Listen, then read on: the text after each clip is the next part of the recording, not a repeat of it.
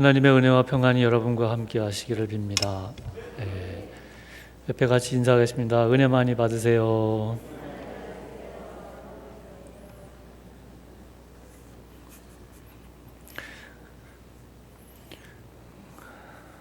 주일날 다재리 이렇게 뵈니까 조금 낯설긴 하시죠? 이번 주만 참으시면 돼요. 목요일날 목사님 오신다니까. 경기가 안 좋을 때일수록 그 복권이 많이 팔린답니다.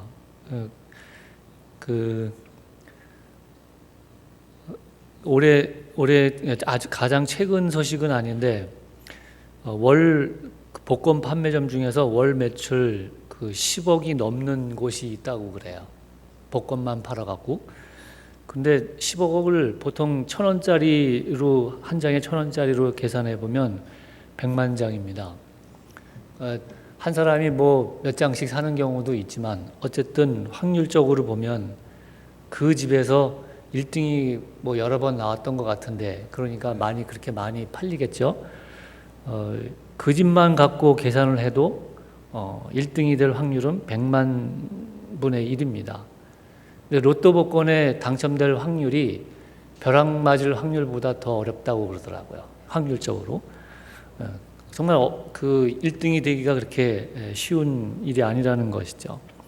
복권을 사는 분들 중에는 어려운 사람을 돕겠다는 마음도 있고 그냥 일주일 동안 재미있게 좋은 그런 마음 갖고 지내려고 사는 분도 있지만 그 중에는 빚더미에 앉아갖고 밥 사 먹을 돈도 없는데 복권을 사는 사람도 있습니다. 거의 뭐 당첨될 확률이 없다는 것을 알면서도 그것 한 번만 당첨이 되면 내가 갖고 있는 빚 다 청산하고 앞으로도 사는데 큰 부족함이 없겠다 생각을 해갖고 그게 유일한 희망일 수도 있으니까 그렇게 복권을 사는 경우들이 있습니다.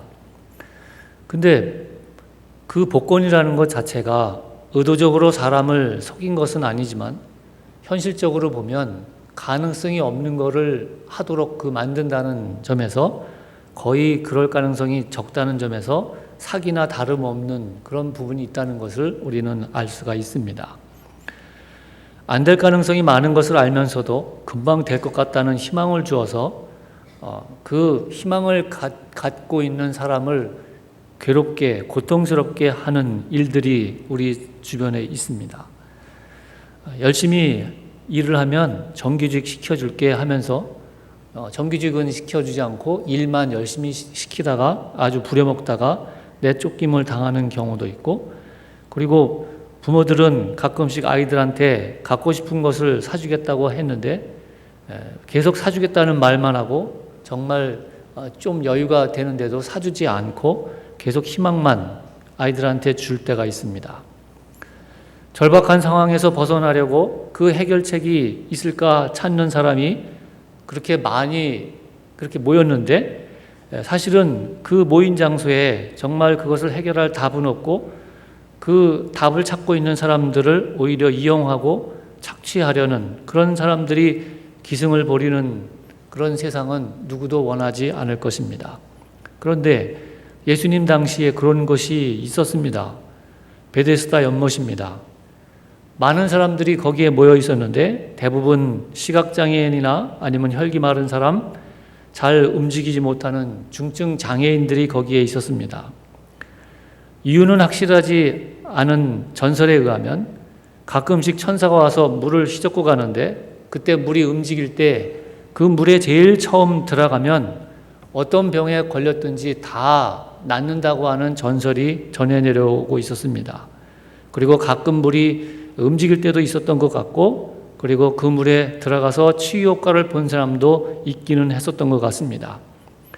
그래서 사람들은 하나님께서 고난과 질병에서 사람들을 자유하게 하시려고 가끔씩 천사를 보내서 물을 움직이게 하시는 그런 하나님의 자비의 행위라고 믿고 있었습니다. 그래서 사람들이 그렇게 치유를 얻기 위해서 거기에 모여 있었던 것이죠. 물론 어떤 면에서는 병들고 소망 없는 사람들이 치유와 생명을 얻을 수 있는 곳으로 보일 수 있지만 가끔 또 그런 일이 있기는 있다고 하더라도 사실은 그곳처럼 잔인한 장소가 없을 것입니다. 왜냐하면 그 물이 움직일 때가 정해져 있는 게 아니에요. 그리고 자주 있는 것도 아니에요. 언제일지도 모르고 또 시간도 알 수 없는 그럴 때인데, 근데 그 물이 움직일 때 제일 처음 들어가는 딱 한 사람만, 1등으로 들어가는 한 사람만 병이 치료를 받는다고 하는 사실 때문에 그렇습니다. 병원에 가면 그 병원에 있는 사람들끼리 며칠만 지나면 굉장히 이렇게 친해집니다. 뭐 집안 사정까지 다 아는 경우도 있고 그래요. 먹을 것이 있으면 같이 옆에 있는 환자들하고 나눠 먹기도 하고 그렇습니다. 그렇게 물이 움직이기 전까지는 그 베데스다 못에 고침을 받기 위해서 모여든 사람들끼리 그렇게 같은 아픔을 지닌 친구이고 동료이고 서로를 위로하고 공감해 줄 수 있는 사람들로 그렇게 만날 수 있습니다. 그런데 물이 일단 움직였다 하면 순식간에 아수라장 같은 일이 벌어집니다. 좀 전까지만 해도 먹을 것을 주면서 이거 한번 먹어봐 그랬는데, 그리고 아무리 오랫동안 같이 거기서 함께 지내갖고 친하게 지내는 사이였어도 그것들과 상관없이 물이 움직이면 어쨌든 모든 것을 다 버려두고 빨리 그 물 속에 뛰어 들어가야 돼요. 그래야 자기가 거기서 치료를 받을 수 있으니까. 말하자면 물이 움직이는 그 순간에 거기 있던 사람들은 순식간에 다 경쟁자가 되고 다 원수처럼 되어지는 상황이 된다는 것입니다. 누가 이런 전설을 만들어냈는지 어떻게 시작됐는지 모르지만 그곳처럼 경쟁이 치열하고 잔인한 곳이 아마 없을 것이라고 생각이 됩니다. 그런데 예수님께서 이곳을 찾아가셨습니다. 그리고 중증 장애로 38년 동안을 지낸 사람을 만나셨습니다. 당연한 질문이지만 낫고 싶으냐고 그에게 물으셨습니다. 그 환자가 답을 합니다. 물이 움직일 때 나를 물속에 넣어줄 사람이 아무도 없어서 다른 사람들이 먼저 내려갑니다. 거기 있는 병자들 모두가 다 경쟁자이고 그리고 제대로 걷지 못하는데 이 38년 환자는 움직이질 못하는 거예요. 도와줄 사람도 없어갖고 자리를 그냥 깔고 있어요. 뻔히 자기가 그 물속에 들어갈 수 없다는 것을 알면서도 그냥 거기 있어요. 아마 다른 곳에 가서 나을 가능성이 없으니까, 그리고 자기가 그 고통에서 벗어날 방법도 딱히 찾을 수도 없으니까 그냥 거기에 누워 있는 거죠. 그런 환자에게 주님께서 일어나 걸으라 하셨고, 그리고 그는 주님의 말씀대로 명령대로 일어나 걷게 되었습니다. 여기는 이 38년 된 환자가 병이 낫게 된 이유가 어디에 있었느냐는 거예요. 그 움직이는 연못에 있는 그 물이 움직이는 그 물에 예수님이 들어가 이렇게 넣어줘 갖고 낫게 한 것이 아니라 주님의 능력으로 그냥 그를 치유시켜 주신 것이었죠. 주님은 그 물에는 치유가 없다는 사실을 말씀해 주시는 거예요. 그리고 거기에는 참된 생명도 없었습니다. 베데스다 연못은 누군지 먼저 들어가면 병이 나는다는 소문이 무성했지만 실제로는 정말 치유가 필요한 사람일수록, 여러분 그 연못에 들어가야 되는데 사실은 치료를 받아야 할 그 우선순위로 따진다 보면 어떤 사람이 먼저 우선순위여야 돼요? 제일 병이 많은 사람, 제일 오래된 사람, 누구도 도와줄 수 없는 사람, 그런 사람들이 사실은 제일 먼저 치료를 받아야 되는 게 정상이잖아요. 근데 연못에 가까이 가 있는 사람, 그리고 자기가 혼자라도 어떻게든지 움직일 수 있는 사람, 누가 도와줄 수 있는 사람, 그런 사람들이 사실은 제일 먼저 치료를 받게 돼 있어요, 거기는요. 오히려 병이 꼭 치료되어야 할, 그리고 가장 치료가 필요한 사람일수록 제일 비참하고 참혹한 실패와 좌절을 끊임없이 거기서 경험하고 살았습니다. 이 장애인한테 한 가지 희망인 것은 바로 주님께서 이 장애인을 찾아오셨다는 것이고, 그리고 그를 불쌍히 여기셨다는 것이었습니다.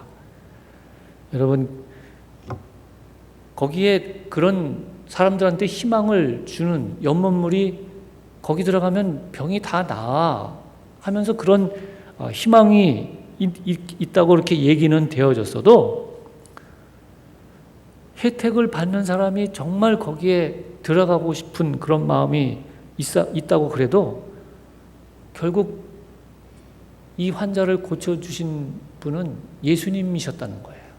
물이 아니라. 우리가 사는 세상을 이 본문은 비유하고 있습니다. 실제로 베데스다 연못 같은 것이 우리가 사는 세상입니다. 베데스다 연못에 가면 병고침을 얻을 수 있다는 소문을 듣고 수많은 사람들이 모여들었지만, 시간이 지날수록 오히려 마음 아픈 그런 시간 경험들만 하고, 그리고 오히려 수많은 사람들이, 더 많은 사람들이 문제를 해결할 수 없다는 것을 압니다. 세상에 돌아가는 그 모습이 자신만은 살아남으려고 하고, 그리고 편안하고 안락한 삶과 성공을 향해서 달려가지만, 그러나 진짜 성공했다고 하는 사람들은 아주 극소수에 불과하죠. 경쟁만이 치열할 뿐이죠. 성공한 사람들의 모습은 화려합니다. 성공하면 그래서 행복할 것 같지만, 편안하고 안락한 삶을 살게 되면 인생의 참된 의미를 알 것 같지만, 그러나 그런 것 같지가 않더라는 거예요. 이 세상에는 참된 생명과 참된 구원이 없다는 것을 우리는 경험적으로 잘 압니다. 왜냐하면 힘센 사람만 인정받고, 그리고 유능한 사람만 살아남는 타락한 원리가 주도하는 곳이기 때문에 그렇습니다. 그곳에서 38년 된 병자를 구원할 수 있었던 것은 소문만 무성했던 연못물이 아니라 바로 예수님 한 분뿐이셨다는 것이죠. 베데스다의 그 동하는 물, 움직이는 물인 가만 보면, 내가 어떤 소원을 갖고 반드시 이것이 해결되어야 된다 하는 그런 일들, 아니면 안정되고 편안한 생활일 수도 있고, 그리고 사람들 누구나 원하는 거기만 들어가면 행복해질 수 있어, 이것만 하면 행복해질 수 있어 하는 그런 것들이라고 볼 수가 있죠. 분명히 그렇게 되면 좋을 것이고 나쁜 것은 아니라고 해도, 분명한 것은 그런 일 자체에는 생명이 없다는 것입니다. 생명은 오직 예수 그리스도에게만 있음을 믿으시기 바랍니다. 예수 그리스도의 생명과 구원을 알지 못하면 그런 것들을 아무리 많이 갖고 있고 누리고 있다고 해도 결국은 헛된 끝을 맞이할 뿐이라는 사실입니다. 물론 먹고 사는 일, 그리고 아프지 않고 건강하게 사는 그런 생활들, 그리고 일을 하면서 보람을 느끼면서 살 수 있는 그런 일을 얻는다는 것 정말 중요하고 시급한 문제입니다. 그러나 그것이 우리 인생이 해결해야 될 근본 문제는 아니라는 것이죠. 할 수만 있다면 주님께서 병자를 고쳐주신 것처럼 무엇이든 서로 돕고 격려하고 나누고 살아가는 세상을 만드는 것 정말 귀한 일입니다. 그런데 베데스다는 사실 그런 것도 아니었습니다. 베데스다는 어려운 사람들한테 현실적인 문제를 해결해 주거나 또 시급한 문제를 도와주는 장소가 아니라, 경쟁만 부추기면서, 그리고 경쟁에 실패하면 마음 아픈 그것을 더 깊이 경험하면서 낙심과 좌절만 더 많이 생겨나는 그런 장소였다는 것이죠. 우리가 사는 세상이 원래 그런 곳이라는 것입니다. 불공평한 일이 참 많죠. 연못이 있으면 그 연못 주변에 사람들이 있는데, 연못에 가까이 있는 사람이 있고 거기서 멀리 떨어져 있는 사람들이 있습니다. 차이가 있는 거죠. 그리고 이 연못에 혼자 힘으로 가든지 아니면 누구 도움을 받아서 가든지, 어쨌든 빨리 갈 수 있는 힘을 가진 사람이 있는가 하면 이 38년 된 병자처럼 뒤쪽에 처져갖고 그렇다고 누가 도와줄 사람도 없고 그렇게 아무 힘이 없는 그런 사람들이 있습니다. 여기에 더해갖고 자기 혼자만 달려가면 그나마도 괜찮은데 이건 등 뒤에 아니면 어깨에 짐까지 얹혀 있는 사람도 있어요. 자기도 아픈데 자기 문제도 해결하지 못하는데. 여러분, 이게 그래서 사람들은 어떻게든지 이 연못에 가까이 다가가려고 하고 그리고 먼저 좋은 자리를 차지하기 위해서 서로 경쟁하고 그리고 어깨 싸움도 하고 줄서기를 하면서 어떻게든 빠른 시간 안에 이 연못물에 다 자기 몸을 담궈보겠다고 애쓰는 그런 노력들을 합니다. 우리 세상이 그런 곳이라는 거죠. 그런데 예수님께서 이곳에 주시고 싶은 그런 나라는 어떤 나라였을까요? 마태복음 25장에 우리 지난주에도 함께 들었지만 달란트 비유가 나옵니다. 하늘나라에서는 이런 상황이 된다. 그런 말씀을 하고 있는 거죠. 본문에 5달란트 받은 사람, 2달란트 받은 사람, 그리고 1달란트 받은 사람이 있습니다. 물론 세상에 3달란트 받은 사람도 있을 거고 4달란트 받은 사람도 있을 거고 10달란트 받은 사람도 있을 거고 우리가 생각하기에는 보통 우리들보다 100배 이상, 1000배 이상 달란트를 많이 받은 사람도 있다고 그렇게 보여지는 그런 사람들이 있습니다.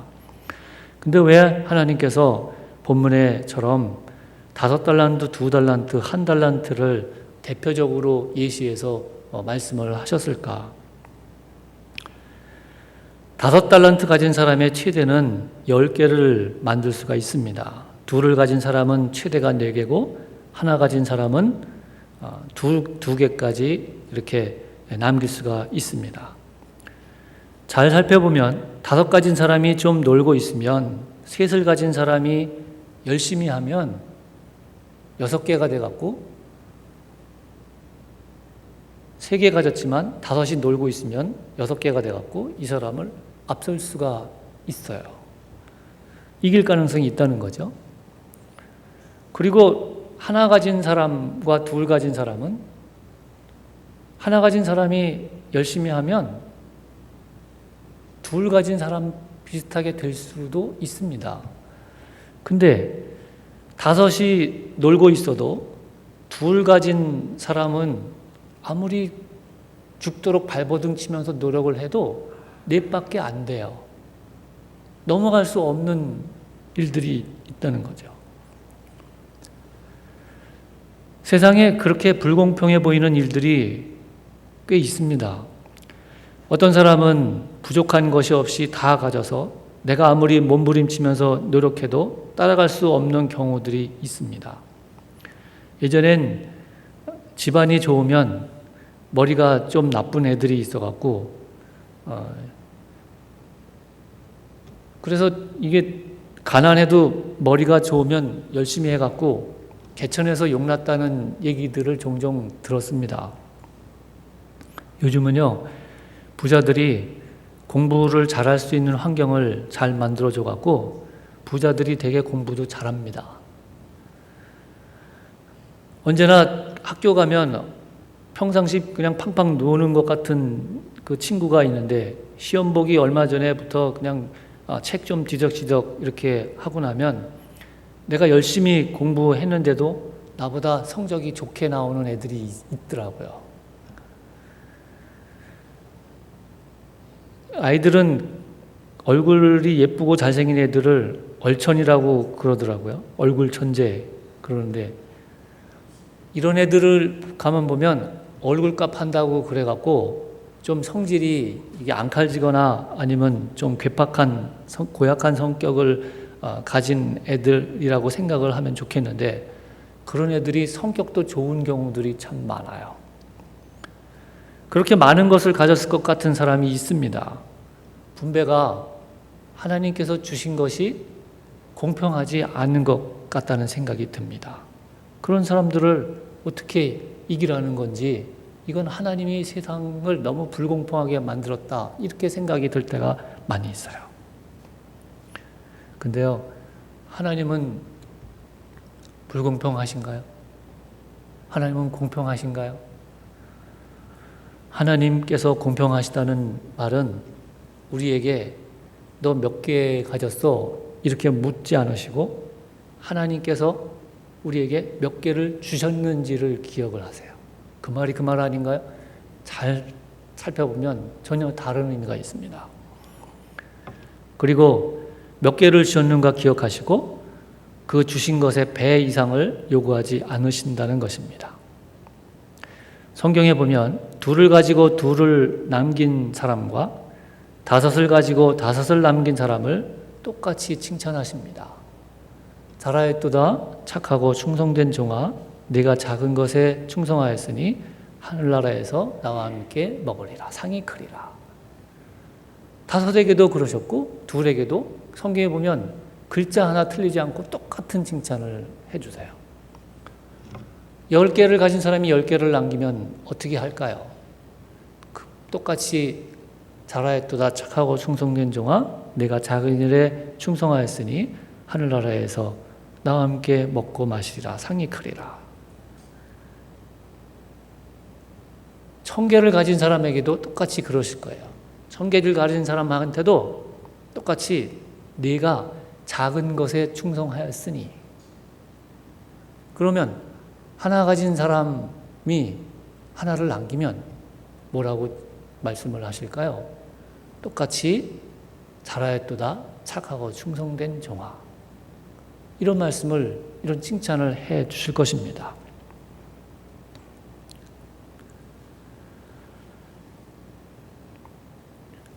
하나님께 충성된 사람은 많이 가진 사람이 아니라 가진 것으로 최선을 다해서 배를 남긴 사람입니다. 보통 우리가 잘 아는 그 복음성가 중에 공평하신 하나님이 남이 갖지 못한 것 갖게 하셨네 그러면서 찬송하는 것 들으신 적이 있습니다.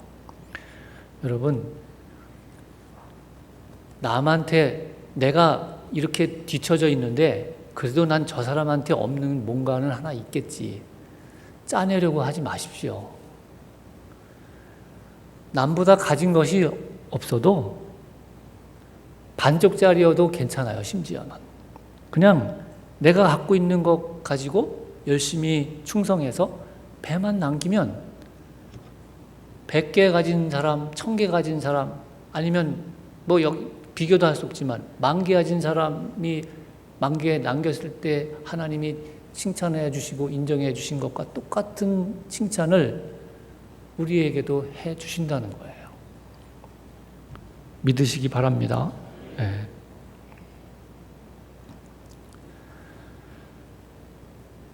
여러분, 하나님은 조금 주시고 너 열심히 노력해서 많이 가진 쟤 이기려고 한번 애써봐. 하나님은 그렇게 안 하세요. 각자에게 주신 것이 다 다릅니다. 어떤 사람은 돈이 보입니다. 그런 사람이 있어요. 금손이죠. 근데 하는 일마다 잘 안 되고 망하는 사람도 있습니다. 똥손입니다. 그런 사람들. 꽝손. 은사가 다른 경우가 많아요. 열심히 노력했는데도 잘 안 되는 경우들이 있어요. 그거를 가지고 난 왜 이렇게 무능한가 그러지 마시고요. 그릇은 좀 안 되지만 그냥 그래도 열심히 하나님의 주신 것 갖고 애쓰고 그러면 된다는 거죠. 그것이 세상 관점과 하나님이 보시는 관점의 차이입니다. 우리는 출발점이 다르게 해주려고 자식들이 그래도 다른 애들보다 앞서서 출발하면 좋겠다고 그래갖고 이왕이면 월세집 결혼할 때 월세집보다 전세집 얻어주려고 하고 이왕이면 평수 작더라도 집을 사주려고 그런 마음이 있어요. 그러면 남들보다 많이 앞에서 출발을 했으니까 그 세상에 베데스다 연못에 들어갈 수 있는 행복한 성공한 그 길에 그래도 더 빨리 갈 수 있다고 그렇게 생각을 하기 때문에 그렇죠. 근데요, 하나님의 관점은 좀 달라요. 태어날 때 어떤 사람은 5개를 받은 거고요. 어떤 사람은 그게 맞는 거죠. 2개를 받은 거고 어떤 사람은 1개를 받았어요. 그리고 거기서 출발을 하는 거예요. 하나 받은 사람은 하나 남기면 돼요. 2 받은 사람은 2를 남기면 돼요.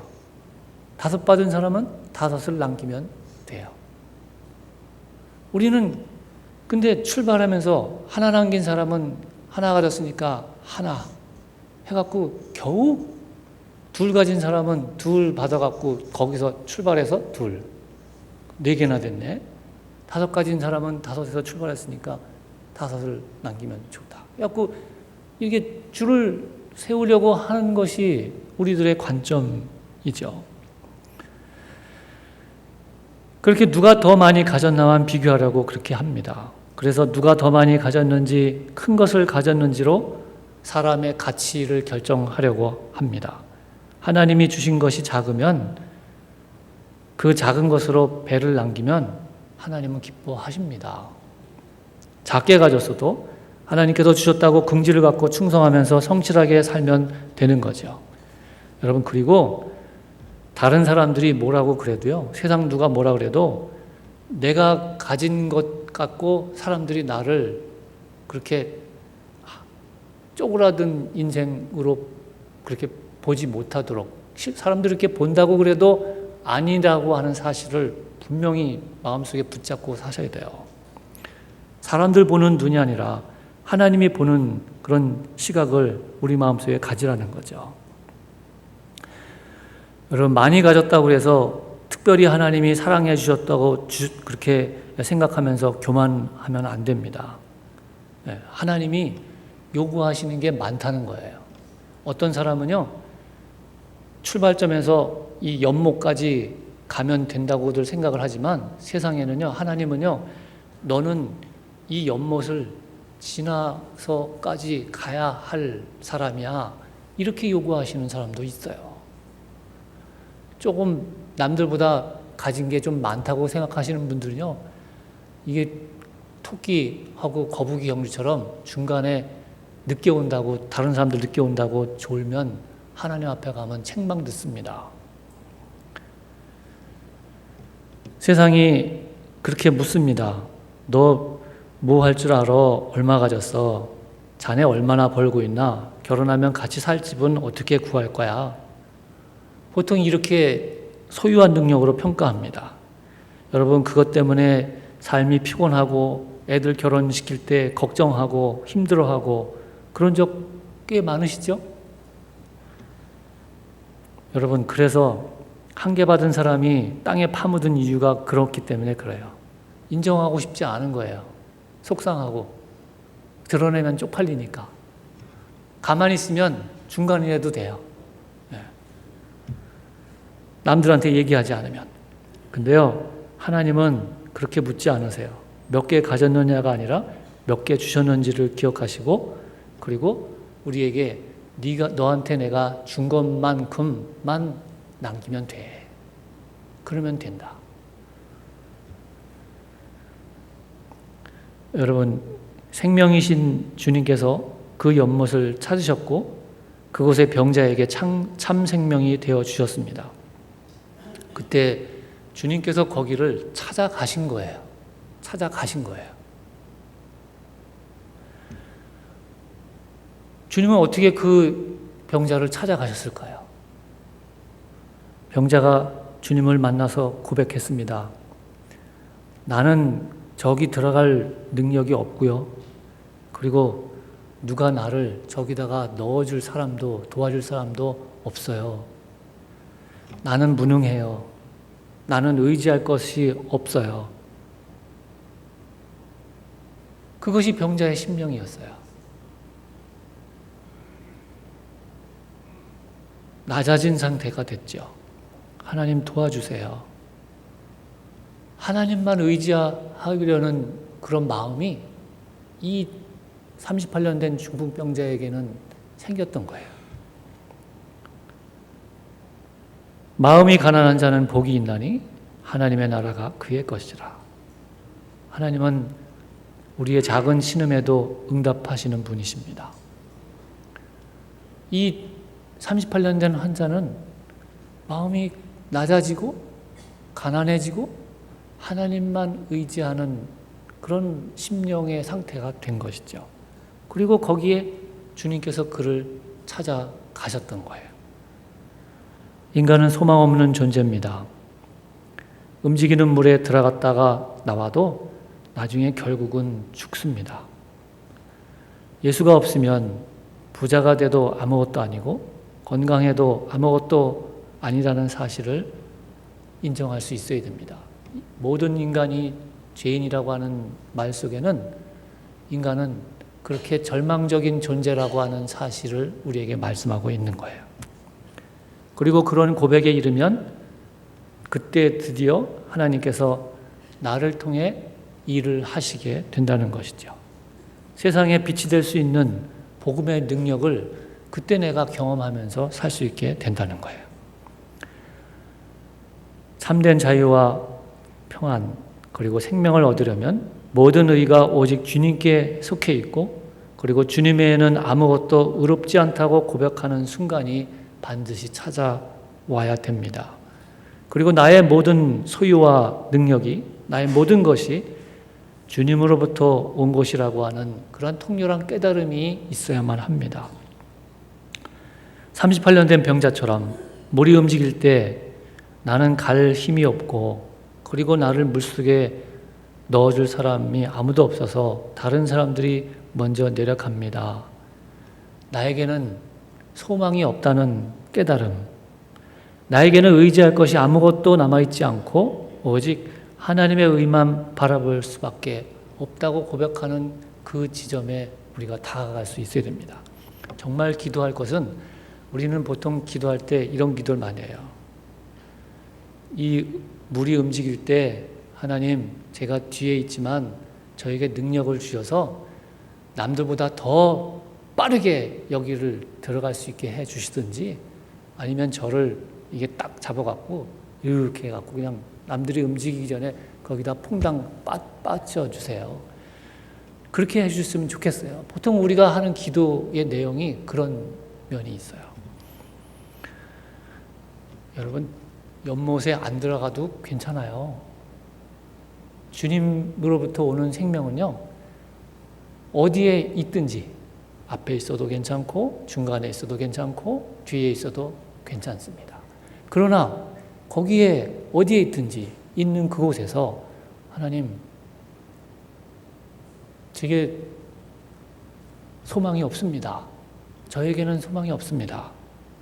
저는 무능하고 그렇다고 아무것도 내가 도움을 얻을 수 있는 그런 것도 없어요. 오직 주님께서만 저를 도우시는 분이세요. 주님만이 저의 피난처가 되세요. 주님만이 저의 능력자가 되세요. 이 고백이 우리 속에 있어야 된다는 거죠. 그리고 기도할 것이 바로 그거라는 거예요. 하나님, 진짜 내 모습을 볼 수 있게 해주세요. 난 아직 연금도 받고 애들도 도울 친척도 많고 전화만 걸면 도울 사람도 많은데요. 헛된 것임을 빨리 깨달으셔야 됩니다.